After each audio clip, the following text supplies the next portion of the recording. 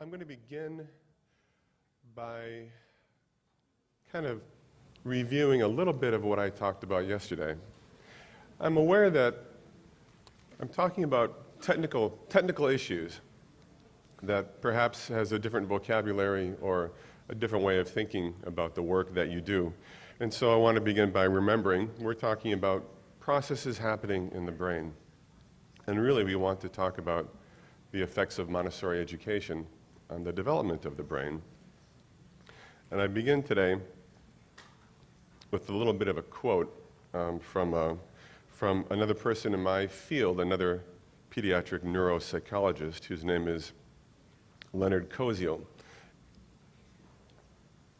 And Dr. Koziel has been very influential both in some changes in my profession and also in my own understanding of the nature of our work. He reminds us, and of course you read this in Portuguese, thinking evolved in order to develop the ability for anticipation to guide the physical activities necessary for survival. We think in order to control and anticipate the outcomes of what we do. We think to control the motor system, to control behavior. We did not develop the ability to think for the primary purpose of thinking.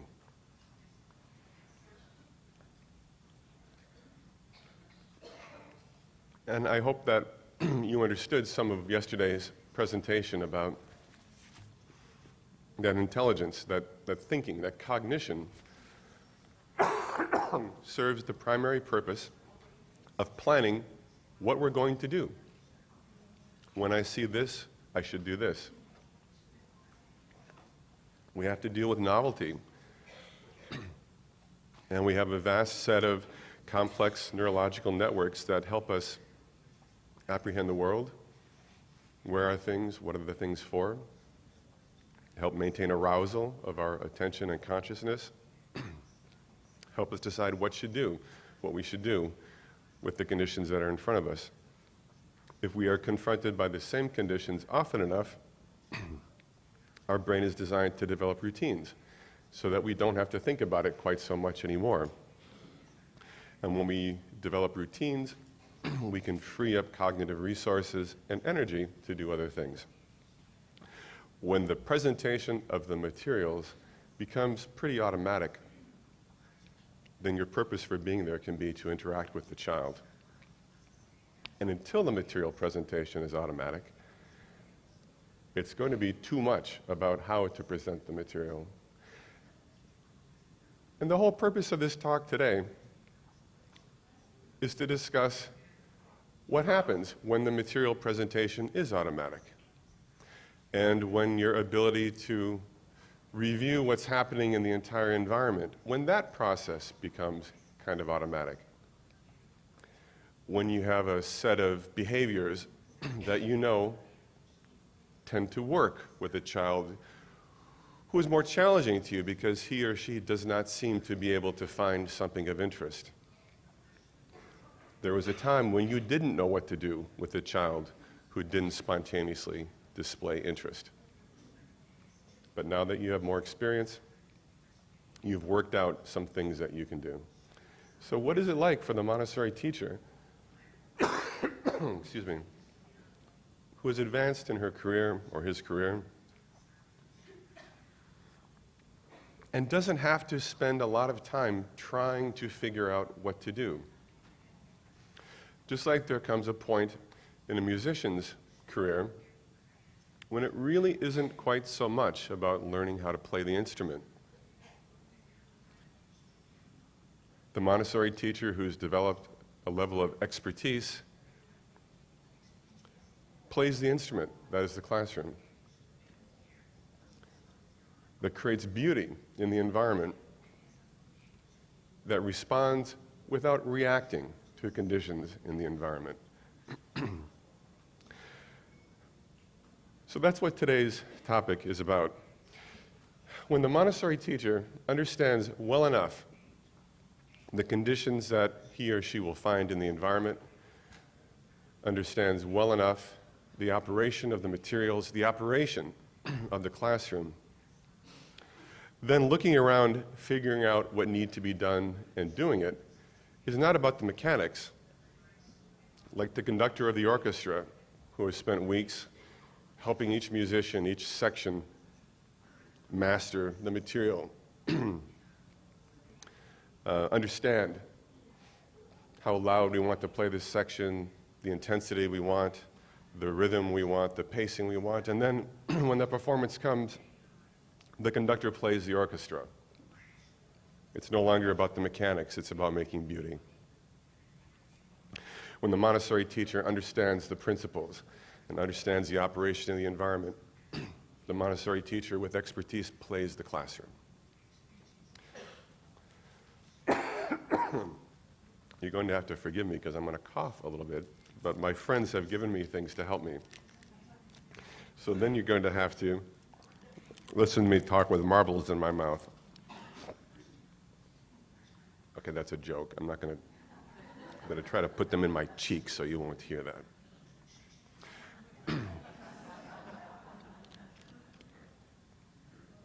Now, I said some things yesterday that were simplifications of what really is the case.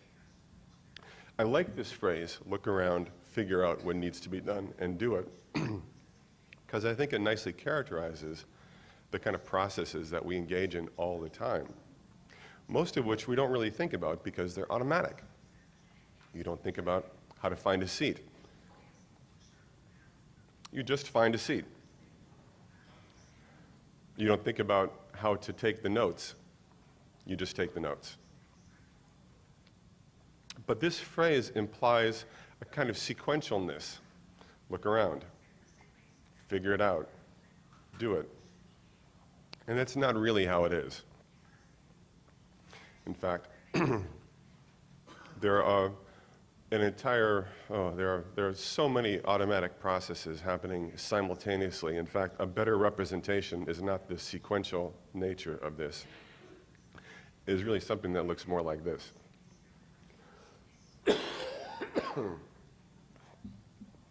In fact, what the brain is doing is it's constantly evaluating features of the environment. All these complex neurological networks are all contributing input, feedback. There is kind of a probabilistic quality to what the best thing I should do right now, based upon multiple inputs and multiple feedbacks. Maybe a better way to think about it is that the process is almost, it's holographic. It's like a hologram. And I also talked about the neurological networks of the brain as if it was all right in the brain. This is an old model. It's called the corticocentric model, like it's all in the cortex. It really isn't. In fact, there's a significant amount of cognition that involves areas that we used to think of as just the parts of the brain that control movement. But in fact, we now understand that cognition is for movement. Thinking without action is movement without action. Cognition and movement, and this is hard to wrap your head around, I know that, but cognition and movement are so fundamentally intertwined that you might as well try to find a way to understand that cognition is movement. That the only reason that you think is to prepare or to execute activities, movement. I mean, okay, let's think about what you're going to do tomorrow. Oh, there it is, do. What will you do tomorrow? What behavior will you produce tomorrow? And if maybe you're thinking about going to a samba bar tomorrow night, already, your brain is preparing the motor planning, the plan. We got to get an Uber or rent a cab. How do we get a cab? Already, your brain is preparing to go and wave at a cab on the street. Already, the movements are preparing in your brain. How are we going to get to that bar? Oh, get to. How are we going to get there? How will we go there? What behavior will we produce so that we move our bodies there? What are you going to do next week? Oh, maybe you're going to prepare your classroom. Oh, prepare your classroom. What are the behaviors that you will produce to prepare your classroom? Maybe tonight you're going to go home and you're going to make dinner, or maybe your partner is going to make dinner and you're going to eat dinner. Oh, eat. Movement. But first, we have to clean the kitchen. Oh, cleaning the kitchen. Movement. This is what our cognition is for. Thinking is movement without action. And for that reason, thinking strongly involves the motor systems of the brain. And these are not cortical structures, these are subcortical structures. And when I was in graduate school, the prevailing understanding was that all the interesting stuff was happening at the top of the brain, and all the structures involved in movement were simply there to carry the brain around. And it's just not so. Cognition is movement without action. Cognition is to guide, prepare, develop new movements, demonstrate new, respond to novel requirements, develop new movement patterns. Cognition even happens, some aspect of cognition even happens in the spinal cord. The spinal cord can also do processing. So it's much more complex than a model that talks about just the cerebral networks. But I'm going to talk a little bit more about these networks of the brain.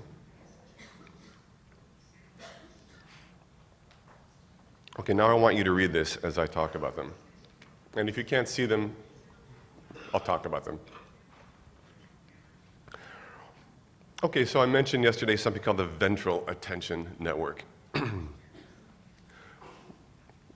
You will get a copy of these slides. We'll make them available to you. So take pictures if you want to, but you'll have a PDF of all the content.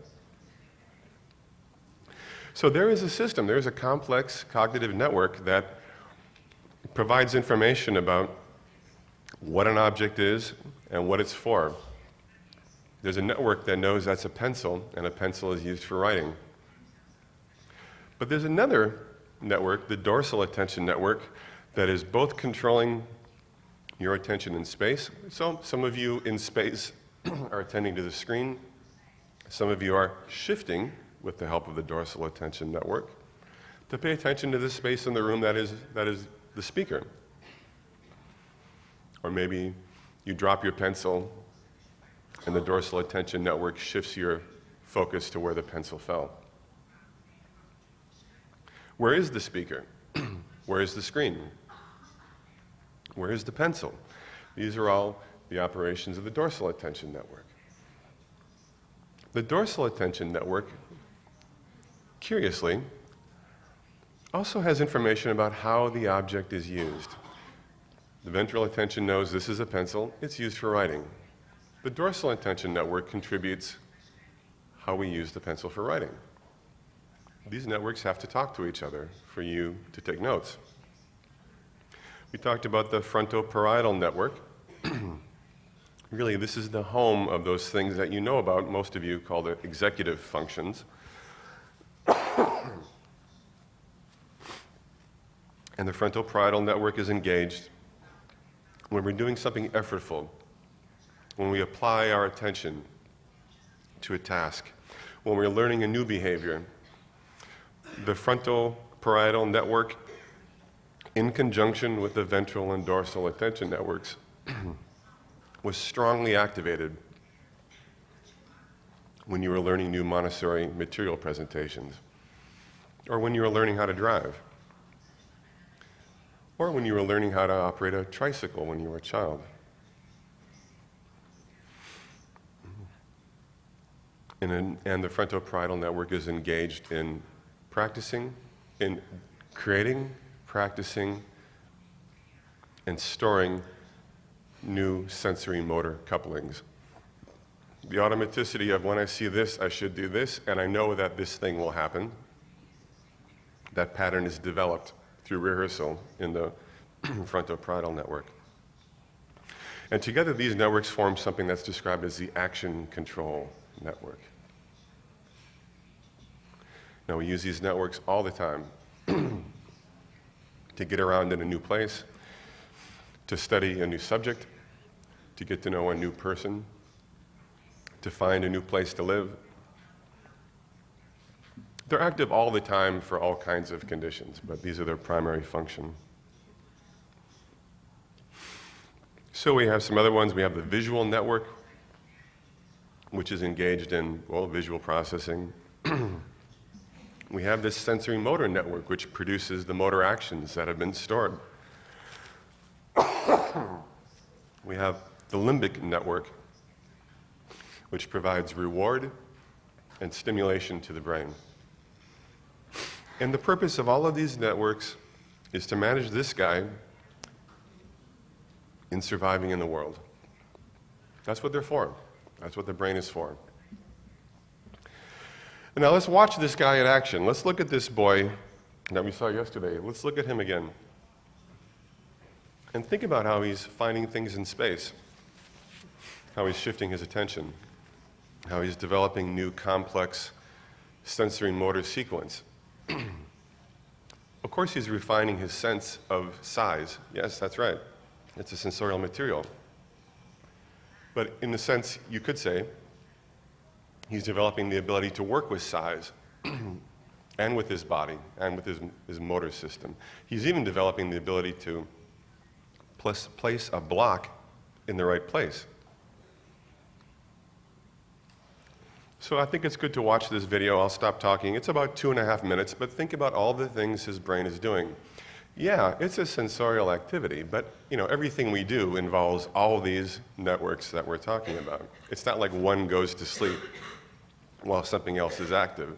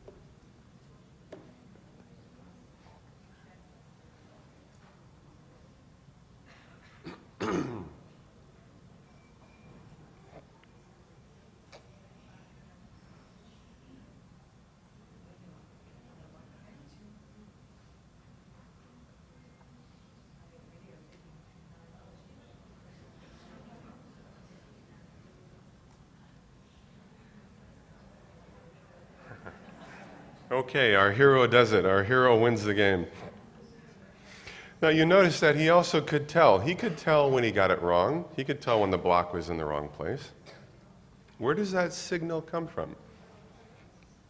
There's a part of the brain that we'll talk about in a minute that is the corrector. There's a corrector that helps you spot the error and fix the error. But right now I want to talk about okay, so he's motivated. It's effortful task. It's hard. Doesn't know how to do it. There's repetition involved in this task. And of course, we see it's trial and error, isn't it? And it's experimental. Does this work? No, this doesn't work. Does this one work?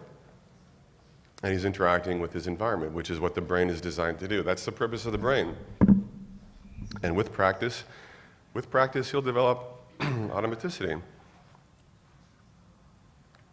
And it's a lovely video because right after he built the Pink Tower, what did he do after he finished building it the first time? He took it apart, right? After he builds the pink tower, he takes it apart, and then he builds it again. This is where we left off, and now he's going to construct it again.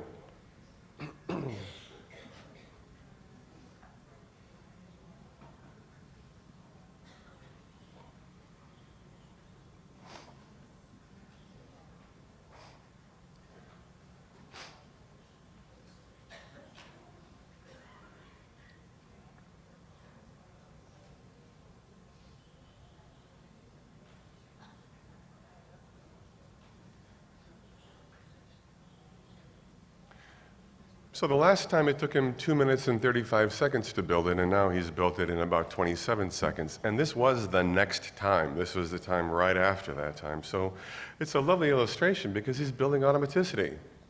Now, of course, he will apply some of this development of these networks by using them. The muscles of the brain develop by exercising them. He's been exercising them. And with repetition, he's going to build. I can't say that it's going to be quite like Tetris, because Tetris, that activity is so circumscribed. But he's developing these capacities. He'll build automaticity about building the pink tower. He's already building it. Maybe it's not as far as it's going to get, but he'll build the pink tower. And at some point, it's not going to be quite so interesting. At some point, it's going to be pretty automatic.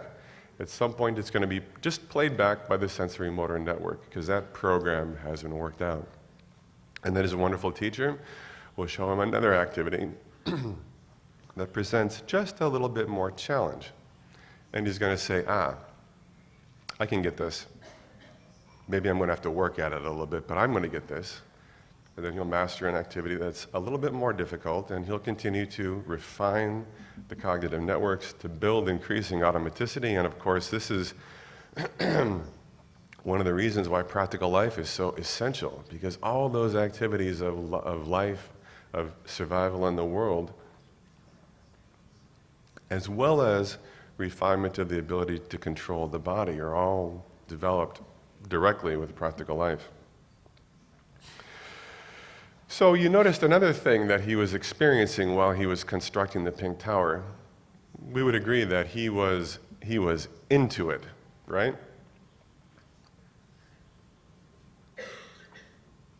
He was focused. Of course, Montessori would say, and you would say, that he was demonstrating concentration. And as you know, Montessori had an awful lot to say about the importance of concentration. Concentration leads to normalization. In fact, I think Anna would tell you, and other people with deep Montessori knowledge would say, really our whole goal in Montessori is to promote the experience of concentration. And, not just for the duration of constructing the pink tower, deep, extended intervals of concentration. It's a different kind of Montessori classroom when children have the opportunities to engage in extended intervals of concentration.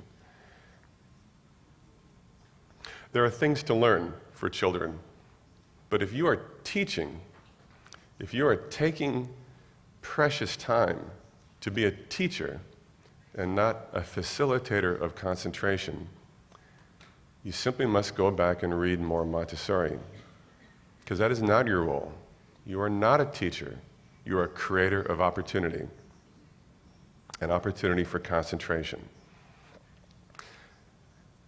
Concentration develops normalization, the single most important aspect of our work, says Montessori. If you are teaching, you must resume your studies. If you are not creating opportunities every day for extended, hours-long intervals of concentration, optimally 3 hours, not a half hour, not an hour. Different properties emerge through extended intervals of concentration. That is the whole purpose that you exist, to create extended opportunities for concentration. That is the main point. My wife, who I think is brilliant, and I like to hear from other people that other people also say that she's brilliant. I think she's one of the greatest Montessori teacher trainings of this time. Perhaps I'm a little biased. But she has said repeatedly, it's not really about the materials. The materials are a tool. The materials were carefully designed both to provide opportunities for children to develop what I would call the sensory motor couplings necessary for the function of life and to develop the brain. She says, the whole purpose of the materials is to facilitate concentration. If the whole purpose of your classroom is to facilitate the experience of concentration, you are doing it. You are doing Montessori well. And if you have not figured out how to do that, there are people who will help you figure out how to do that. If you're teaching, review Montessori's work, because you're not a teacher, you're a creator of opportunity for concentration. Let's hear from Montessori herself. Concentration is the key that opens up the child to latent treasures within him. She could not be more clear about the importance of concentration. The first essential for the child's development is concentration. It lays the whole basis for his character and social behavior. An interesting piece of work, freely chosen, which has the virtue of inducing concentration rather than fatigue, adds to the child's energies and mental capacities and leads him to self-mastery.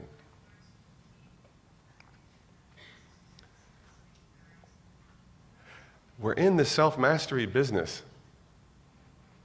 You can't teach self-mastery. You can't teach the formation of a self.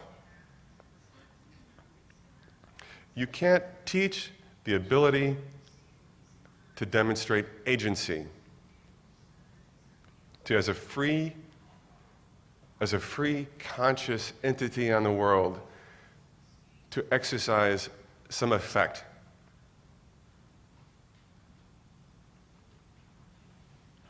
To have the world be different because you were there. You can't teach that.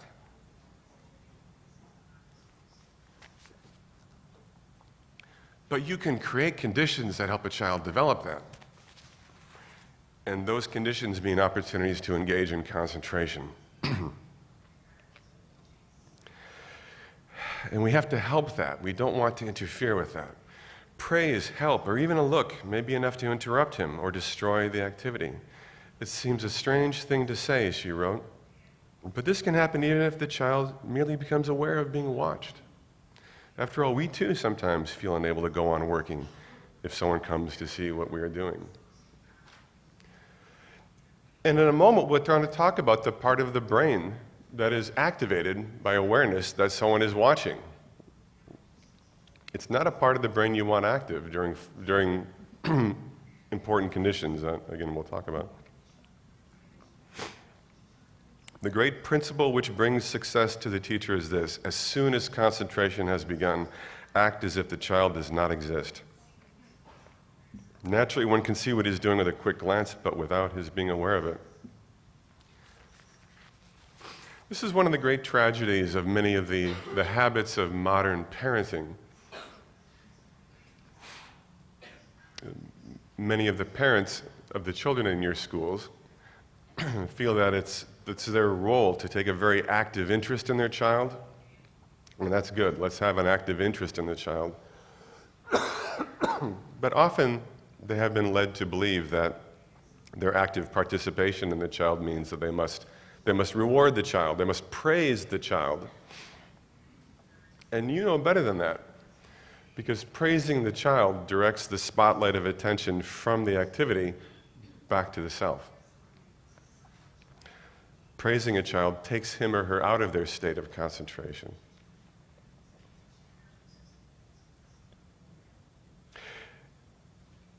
You would never praise a child for demonstrating such a good concentration because that will immediately break their concentration.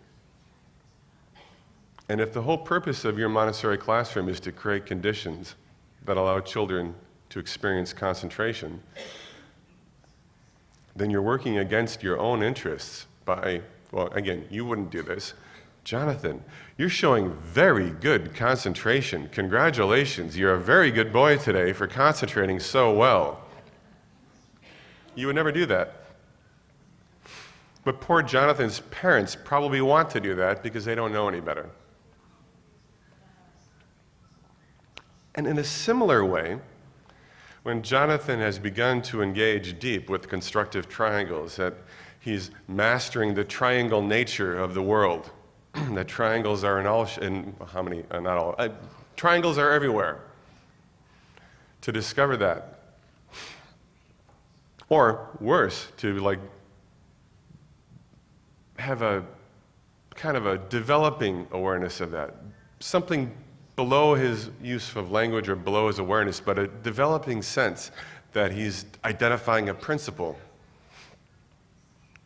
Becomes now the art lady, and now we must stop and put away our Montessori materials, or at least stop using our materials. And now all of us, all 30 of us are now, children, please stop, children. Let's stop our activities now, because now it's time for us to go to art. And Jonathan's moment is shattered.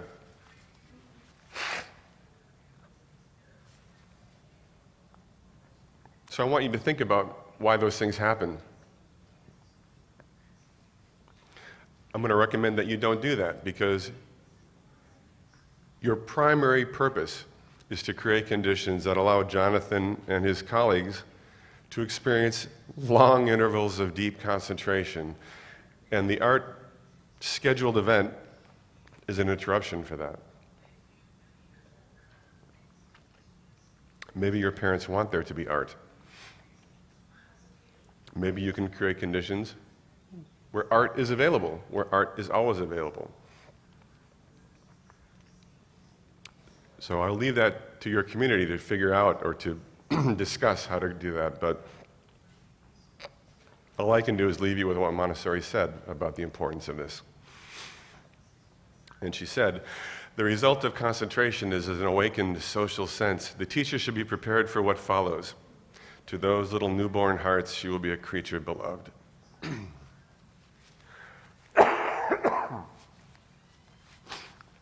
Because when you create conditions for children to engage in extended intervals of deep concentration, you're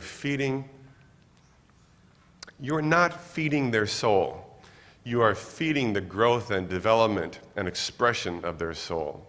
You are helping them build their soul when you allow them these opportunities.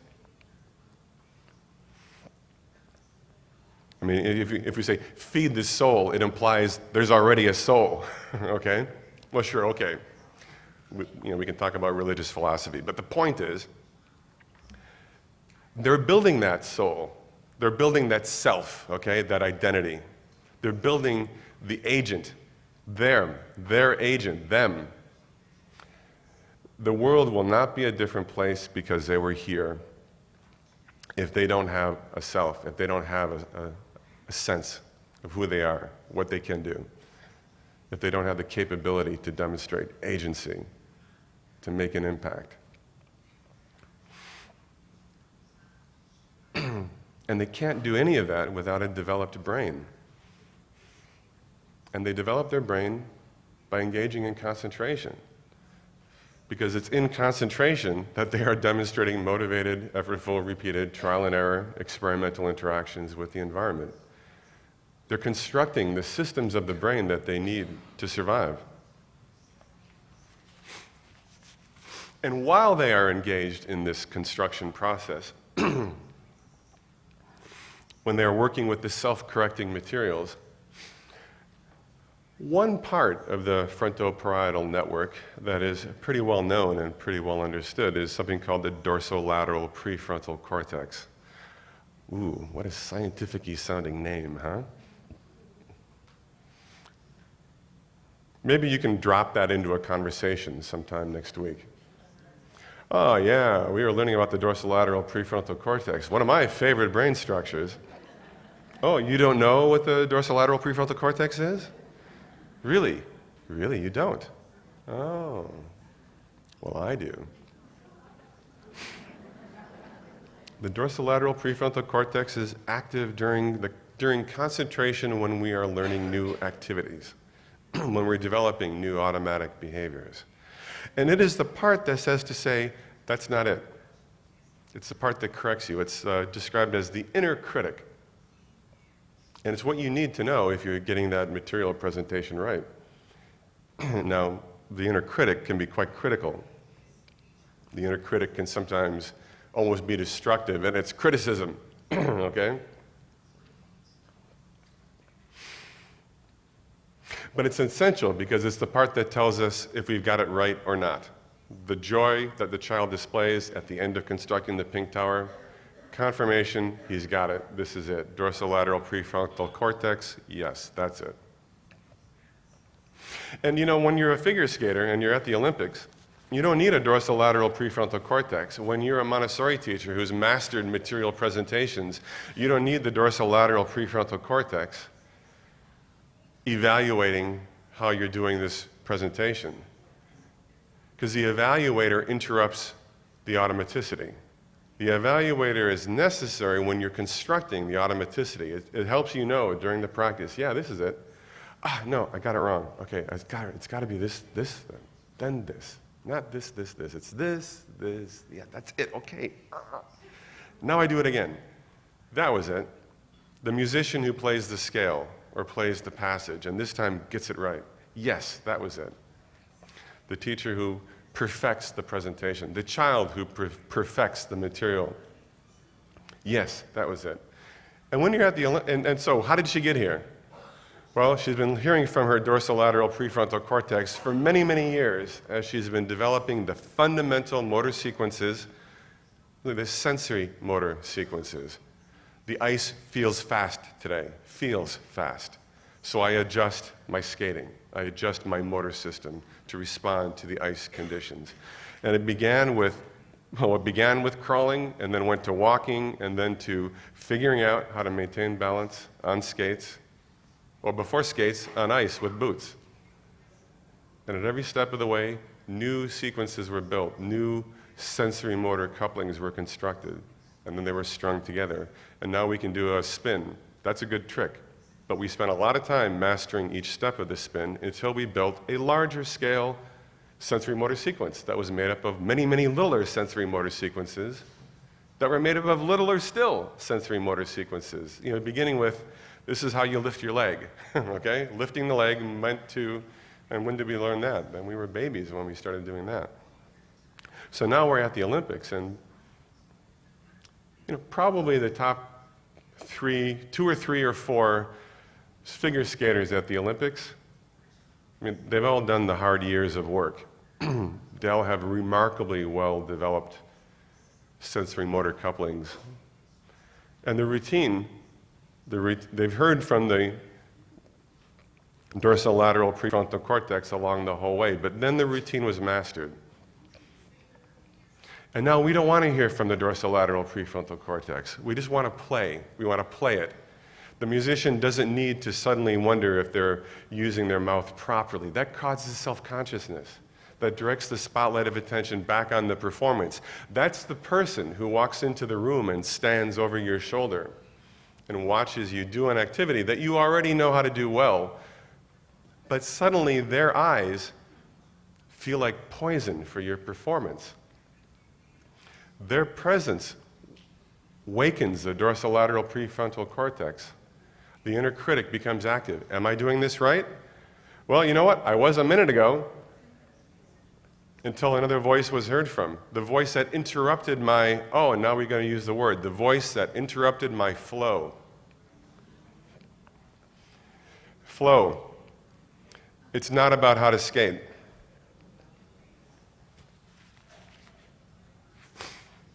It's about expressing the self through skating. And when we start criticizing the self stops playing. It begins evaluating, and now it thinks, maybe I should have constructed this differently. It stops playing. And what we want is to create conditions that allow children to develop the structures and systems that allow them to play.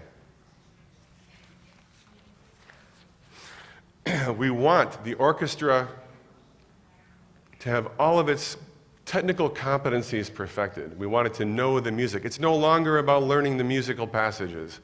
It's about the conductor playing the orchestra. It's about the expression of the composer, the conductor, and the musicians. It's about the expression of all these selves working together to create beauty. And the dorsolateral prefrontal cortex has no part in that. It simply interrupts it. And that means, of course, that all the musicians have to have done all the hard work of listening to the dorsolateral prefrontal cortex while they perfect their playing. The conductor's done that. The composer did that. And so the beauty of a magnificent performance is that everybody just played. They just played.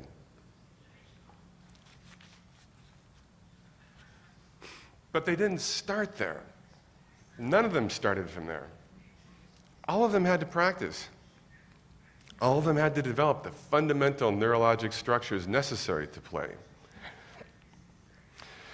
And they do that in concentration. And it's just a short little video, but take a moment and look at the little girl. She's doing flower arrangement, okay? She's arranging flowers. And she's surrounded by all these international visitors. This is in China. And so it's only a short 6 seconds, but look at what she's doing, and look at all the observers. They're observing very respectfully, aren't they? Nobody kneels down next to her and says, "What a beautiful flower arrangement you're constructing." And they don't even whisper it. And they don't say, "Oh, I know, I'll do something more clever." I'll say, "Can you tell me about your flowers?" Or maybe the parent is going to, be a good parent. "Oh, what color is this flower?" I think you all understand, right? You're Montessorians, you understand. And even beyond these years of construction of fundamental structures, we're building fundamental structures during the first plane. But now in the second plane, we're putting those structures to work. And you remember I showed you the developing language system in a child from birth to 3. And I said, it's not done yet, it's functional. But with more practice, it's going to become refined. It's going to become more automatic. And that's what the children in elementary years are doing. They're putting those structures that have been constructed to work. They're putting it to work in goal-directed behavior. They're continuing to refine and master. They're learning how to do research. The first time you write a research paper, there's an awful lot of novel activity that's being done. But if you get to write a research paper on something that really lights you up, that you have a burning interest in, it's going to be worth it. Okay, so you get the idea. Elementary is an application of these foundational structures, application toward the construction toward the refinement of these structures. So I've already said the word. I've already talked about that thing called flow. And flow is a nice place to be, but it's not the place you begin. Flow is a nice place to be, but it's not the place you begin. And this is a psychologist who first characterized this state. We've all known this condition before he gave it the name. Mihaly Csikszentmihalyi? I can never say it. Anyway. Yeah, we call him Dr. Mike. Anyway, he's a lovely man. I've had the opportunity to meet him. I'm grateful for that. He's a great believer in Montessori. He's a great advocate for Montessori education because he understands the conditions necessary to experience flow. He understands that Oh, I mean, let's describe the condition. Being completely involved in an activity for its own sake. The ego falls away. Time flies. Every action, movement, and thought follows inevitably from the previous one, like playing jazz. Your whole being is involved, and you're using your skills to the utmost. And there's a whole body of research and writing and philosophy within jazz about flow. Jazzers don't experience flow until they have developed a sufficient level of mastery of both their instruments and the principles of music. You can't improvise if you're still trying to figure out how to make the sounds that you want to make. But when you have a level of mastery that allows you then to express the self through the art form that is music, okay? Oh, we're expressing the self. Oh, that's what we want to do. We want to express ourselves. But we can't do that if we're still trying to figure out how to play the instrument. We can't do that if we don't know what chords work with other chords. We can't do that if we don't know the mechanics of music.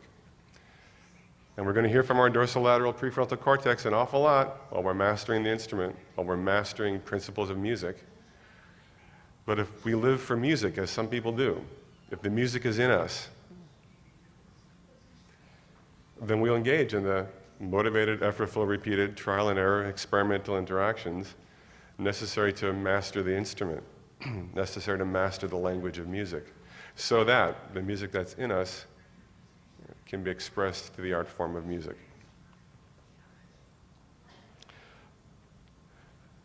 So we need to have clear goals that, while challenging, are still attainable. Okay, I've seen Marcus do the pink tower.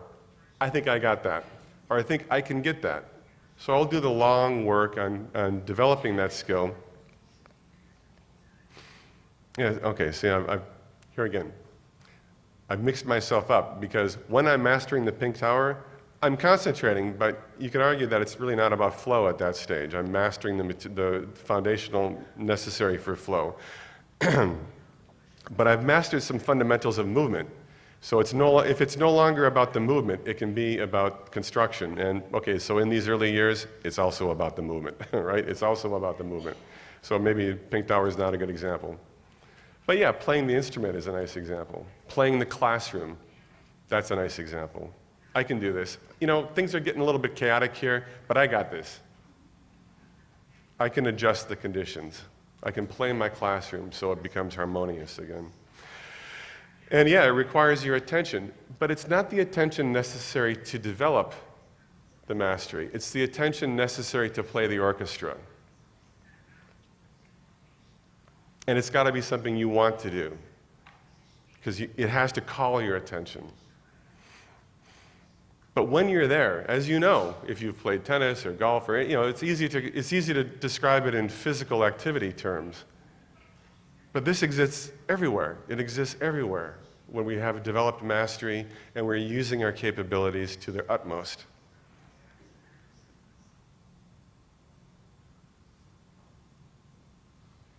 It's an immersion. We forget about the activities of yesterday or last week. We're here now, playing the orchestra. And it's helpful to know how well we're playing the orchestra in any given moment. It's helpful to have feedback from the environment telling us, are we there? Are we doing it? Yeah. We can adjust our play so that we get it. I guess maybe I use a personal example, okay? So, as you know, I speak to audiences about Montessori education. I'm motivated to help you understand the things that I want you to know, because I think it will help you understand what you're doing, and maybe make you more motivated to do what you're doing better. That's what I hope. That's my purpose, okay? And I've noticed in doing, I don't know, many hundreds of speeches like this one, all over the world. I mean, what an interesting life. But I've noticed that there are conditions of audiences that sometimes I have to adjust what I'm doing to meet, okay? Now, I'm not nervous about speaking in front of audiences, and Anna's not. She's done hundreds of talks, and I'm sure many of you have done lots of this stuff. So it's helpful for me to watch the audience. In fact, I don't like to do talks where I can't see the audience. I really don't like to do something over Skype, because I need to read you. And I need to respond to you. When I see you nodding, I'm thinking, good, I'm in the groove, okay? But like if I'm too far from the audience, then I feel kind of weird. If the room is too bright, the audience can be stiff. And then I have to do something a little bit different. I have to adjust. Because I know what I want. I want to feel that, yeah, we're getting this together, I hope, right? And maybe we become friends, and maybe you trust me to take you on a little journey about understanding this. And if you trust me, then you're going to listen to me better, and we're all going to share a good experience, okay? That's what I want to create. So I don't know if that's flow. I don't know. It's flowish, I'll say, because I've done this enough that I can adjust. If it's not working, I'll see it and I'll change. But I don't have to develop a new pattern of how to reach people in a different way, because I've already done that. So I'm going to adjust on the fly. Like you, when you play the classroom, you adjust on the fly.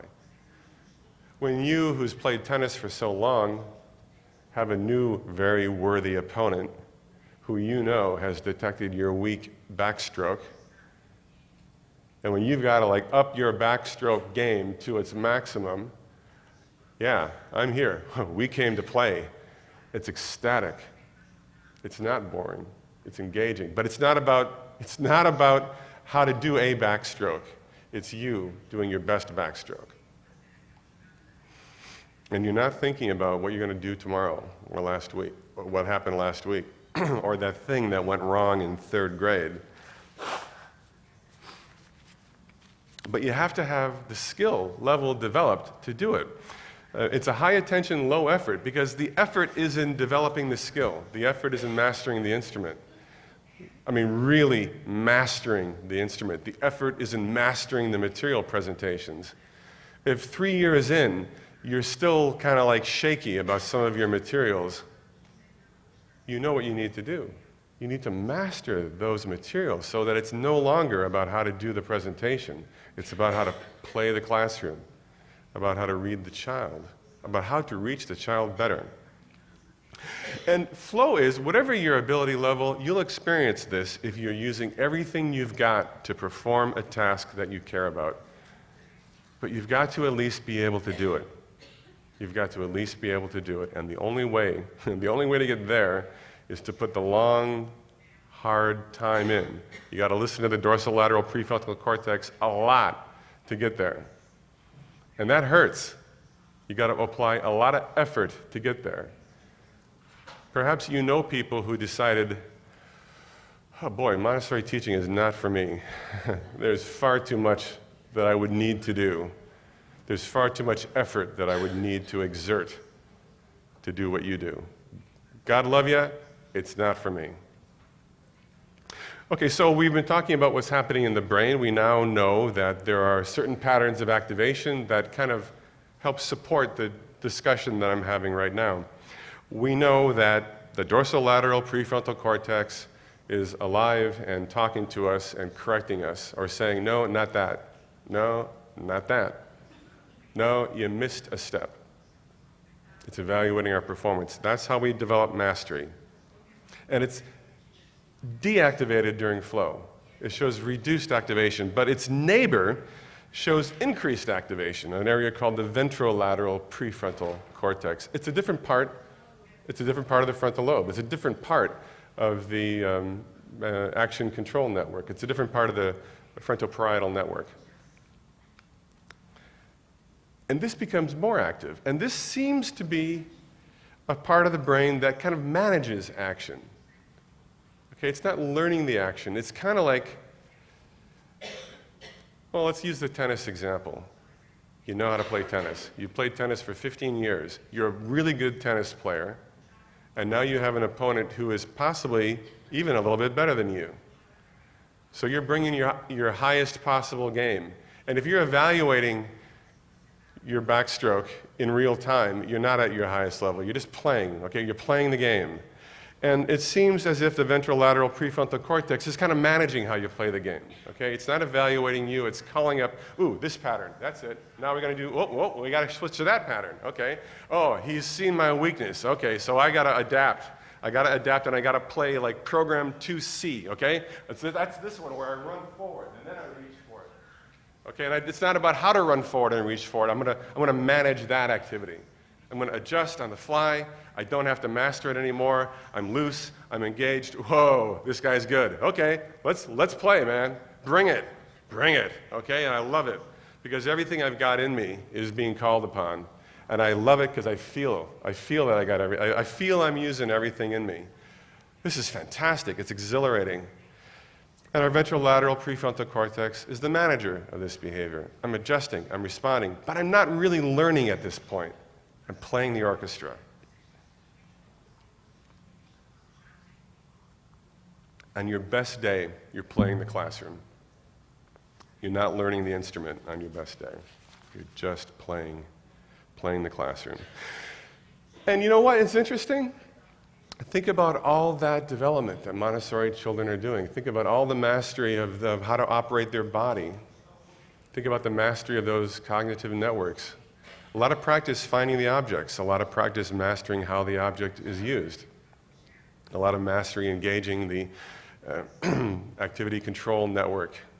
A lot of practice at the visual network. Where is it? How does it look? Oh gosh, they're even giving me opportunities to refine all of these senses that I need. I need all my senses to engage in the world, to develop my very sophisticated sensory motor couplings. I need motor development so the sensory motor couplings can just like be about learning how to do their thing.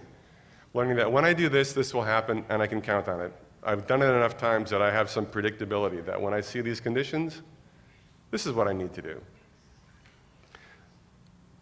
We're not born with these things. We have to grow them. So in Montessori, could there be an environment, could there be a set of conditions that more directly addresses this? We're not alone in understanding the importance of facilitating the development of the child. We're not alone in that. I mean, this is a human instinct. Probably most of you, if not all of you, have that instinct to be good for the child. And you know, being good for the child, it resonates with you that when we create conditions for self-construction, you know, that makes sense at an instinctual level, and many people have that. And people who weren't Montessori, they had that. But it seems that Montessori really, really had that. And beyond that, she also had other attributes such that she created this highly systematic, you know, I mean, she had philosophy. A lot of people have philosophy, right? A philosophy of facilitating human development, developing freedom. Yeah, okay, that's a human thing. But to begin to concretize a philosophy into a pedagogy that has elements of theory and application of theory to method, and within method to create tools and to create the environment where those tools are used. Nobody's done that. Nobody had that. You know, Piaget understood things, other, you know, pedagogues have understood things, but nobody put it together, the whole package. Nobody put it together. And so it should come as no surprise that when the time they get to the junior high school years, okay, when they've gone through the first plane and are leaving the second plane, it should come as no surprise that Montessori children experience more flow. Because they have developed the brain, the systems that, well, like I said, when it's about how to use the pencil, it can't be about writing poetry. But it's about writing poetry and more. It's about writing poetry and more. It's about, well, I don't know, to stretch the metaphor, you know, like the conductor plays the orchestra, like the master Montessori teacher plays the classroom. The Montessori child plays the self. And so in a wonderful study done by Kevin Rathan, they compared, they used a behavioral sampling method developed by Dr. Mike. That they would, over the course of the day, get a little alert to get them to write down their experience. An interruption, but fortunately one that falls into the background after a week or so. They stop thinking about it that hard. And we can compare children in Montessori schools to a matched conventional school, matched on the characteristics of the children in the community. And we see that during academic activity, doing the work of school in the adolescent years, they experience more flow. They're playing the self in pursuit of gaining knowledge. And children in the traditional environment, they experience more flow during lunch or during recess time. That's when they play the self. The Montessori children are good at doing things. They're good at doing school because they built the brain. All the basics are kind of handled. Now we play the self. And the children who haven't had Montessori, they're not quite there yet. Sure, they play the self a little bit, yeah. More, you know, it's not nothing, it's not zero, but it's Montessori, it's more. Montessori has more. They have a more developed self. I mean, there's research, questionnaire research that kind of suggests that they're a little cooler than the average kid, a little cooler than the average kid. And in fact, they do activities in Montessori school that really reflects this. They, in fact, these are now percentages, and the blue line is for children in traditional classrooms, and the red line is children in the Montessori classrooms, okay? And each number you see there is a percentage. So time spent passively listening, 42% of time spent passively listening in conventional education compared to 24%. Montessori is more active. It's more active learning. Collaborative work, working with a peer, problem solving together. Montessori spends 32% versus 13%. Nobody in the world of education disputes that collaborative work is a good thing.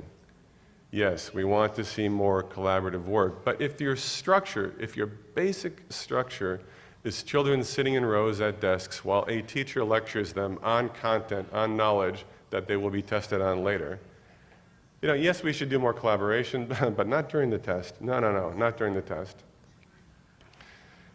And maybe we do projects. Okay, we're going to do a collaboration project. Everybody find a partner, and we're going to do this thing together. But that's a departure from business as usual in a conventional school. It's a departure from the usual thing. And they don't have the time, and they don't really have the structure to do a lot of that. But everybody knows we should foster collaborative work in education. Everybody knows that. Everybody says that. More collaboration. And the Montessori child is even doing more individual work. More digging deep. They're doing more collaboration and more individual because they're doing less passive listening, and there's one more thing they're doing less of. They're watching less TV. 20% of the time in the conventional classrooms was watching media, and you know what that means. Yeah, TV, watching TV.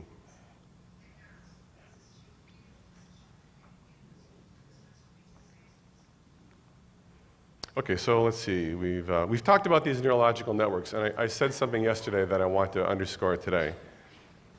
These networks are not constructed at birth.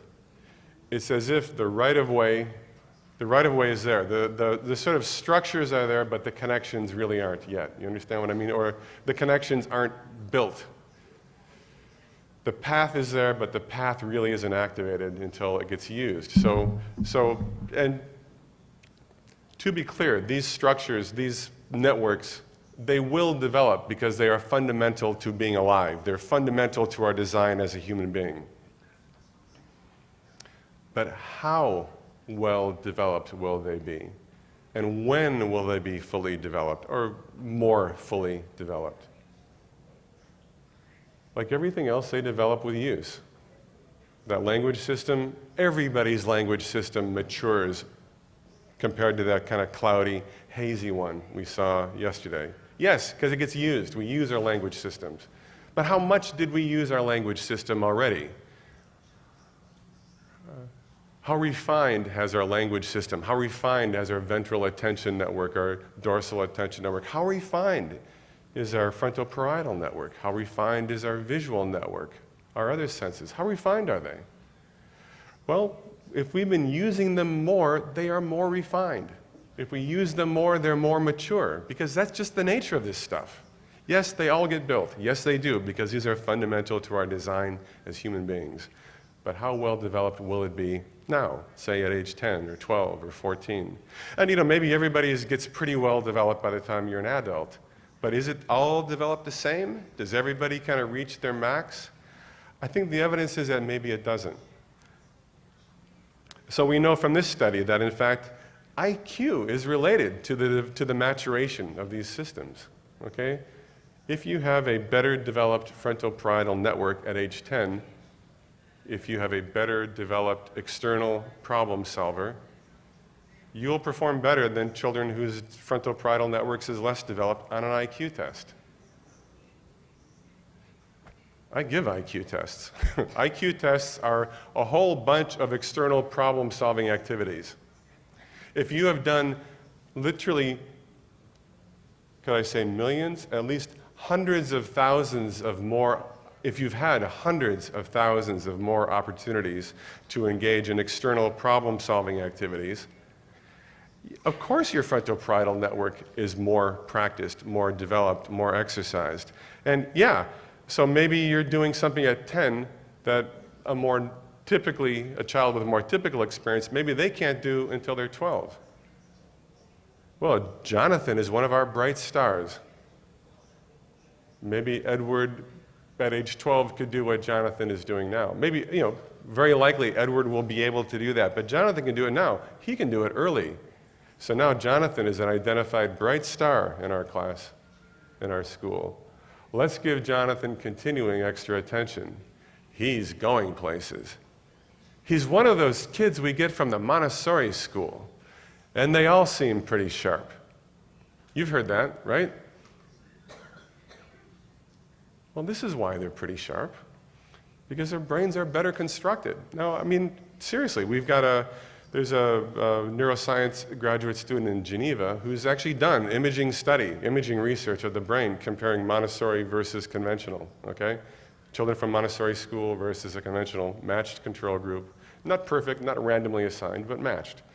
That data is not out yet, but rumor has it we may well like the result. Okay, we'll find out. We'll find out in a few months.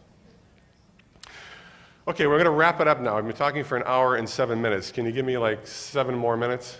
Because that'll bring us pretty close, not even to 11. We go to 11? We can do that, yeah, okay. We do go to 11, right? Yeah, okay. Whew, God, okay. So again, we talk about the opportunity that the environment has, the unique opportunity that Montessori presents. This process occurs nature via nurture, right? There is a basic nature that the child is gifted at birth with. And life isn't fair.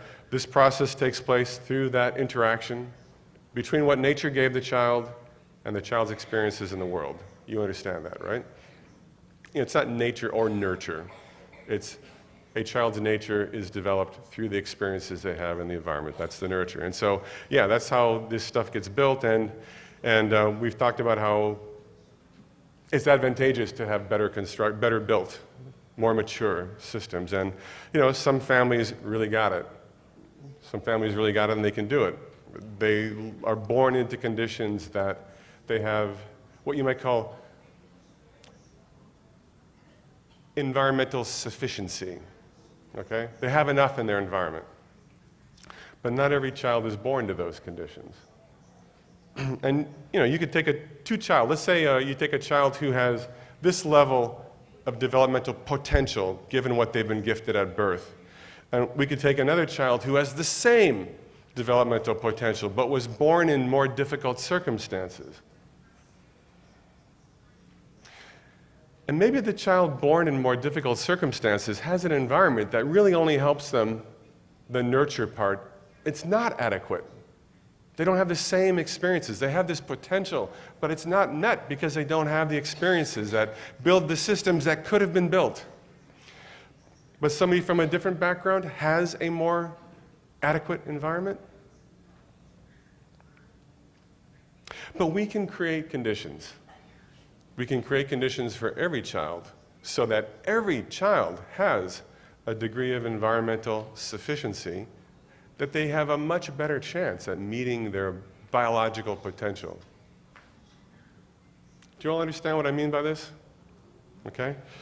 Oh, well, here's a Montessori school in a camp for internally displaced persons in Kenya. This is an extraordinary Montessori school in what amounts to a refugee camp in Africa. The teachers construct their own materials. They make them out of garbage, cardboard, light bulbs, things that are lying around. They've learned how to build the materials. They've been guided in the construction of the materials and in the use of the materials. And these children are thriving. So maybe the fate for them is not this. Maybe their fate looks more like that. Because we can create conditions. I mean, it's like Montessori knew what to do. She did it with children from disadvantaged backgrounds. We know how to create conditions that provide environmental sufficiency for all children. Okay, now I'm going to wrap it up. Okay, so we know from Dr. Angeline Lillard's research, excellent research, randomized assignment in a public school, normal public school children randomly going to Montessori versus conventional schooling. We know that it's almost half a standard deviation difference for the regular education children going to Montessori versus going to conventional schools. Almost half of a standard deviation. It's a remarkable effect. And I won't name everything, but like school readiness measures, phonology, math concepts above. But things like self-regulation, okay? Playing on the playground without getting out of hand. That's the one that goes down, the brown bar, is children getting out of hand on the playground. But also social cognition and referring to principles of justice when solving social conflicts. More positive time spent with children on the playground. And these same kinds of effects can be found in children from disadvantaged backgrounds. Prepare yourself. I'm going to show you a big wall of numbers, okay? You don't need to look at all the numbers. So I show you now a big wall of numbers. Yeah, look at all the numbers. Don't need to look at the numbers, okay? But this is from data we've gathered in Minnesota with excellent Montessori schools designed to provide that environment for children from disadvantaged backgrounds. 5 schools, all serving children from mostly poverty. Okay, every green star is normal level performance. Normal performance at the group level. And these green stars, children who are so poor that the state pays for their lunch versus children who are not as poor whose family pays for their lunch. Every group average is in the average or normal range in children who never perform in the normal range. Here's another measure from this study. I'm almost done. I got like 1 minute left. Can you hold on for 1 minute longer? Okay. It's a different kind of measure.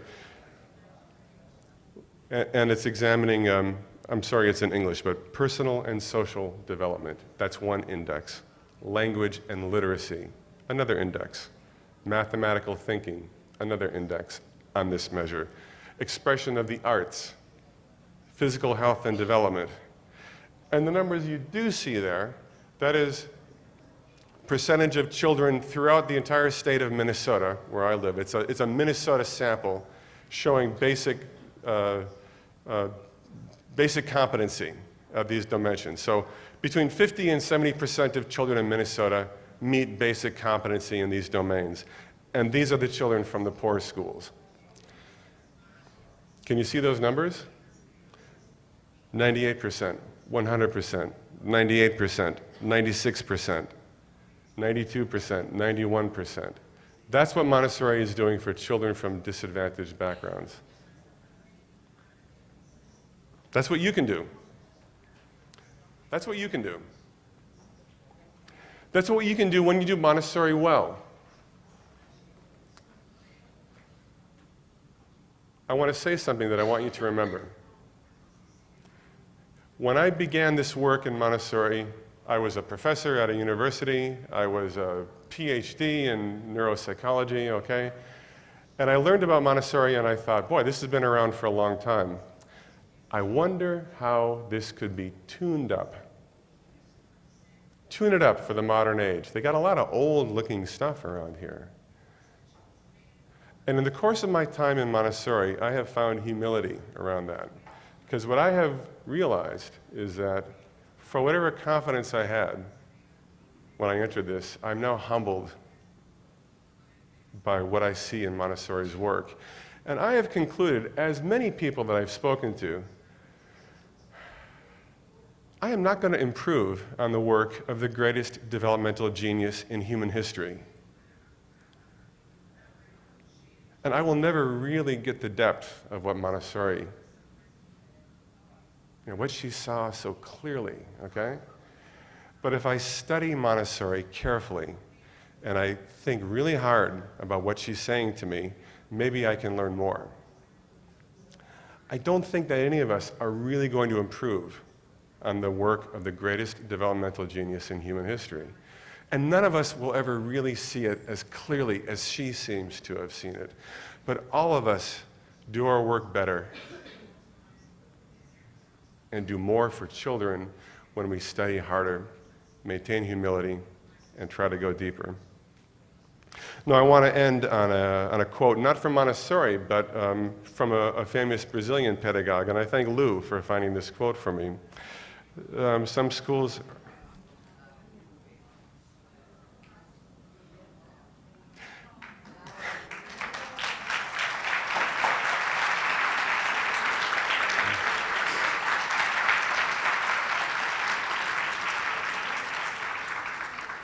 So when you do Montessori well, when you play the classroom with mastery, you're giving them wings. Obrigado.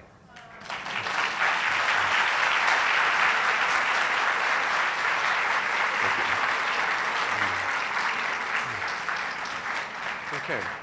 No questions today. Yeah, I think so, yeah, thank you. Hoje a gente avançou um pouco no tempo, então eu acho que a gente pode responder as perguntas ou amanhã ou pelo site. Quem tiver perguntas a gente pega e depois a gente pede para o Dr. Hughes respondê-las no site. E thank you very much.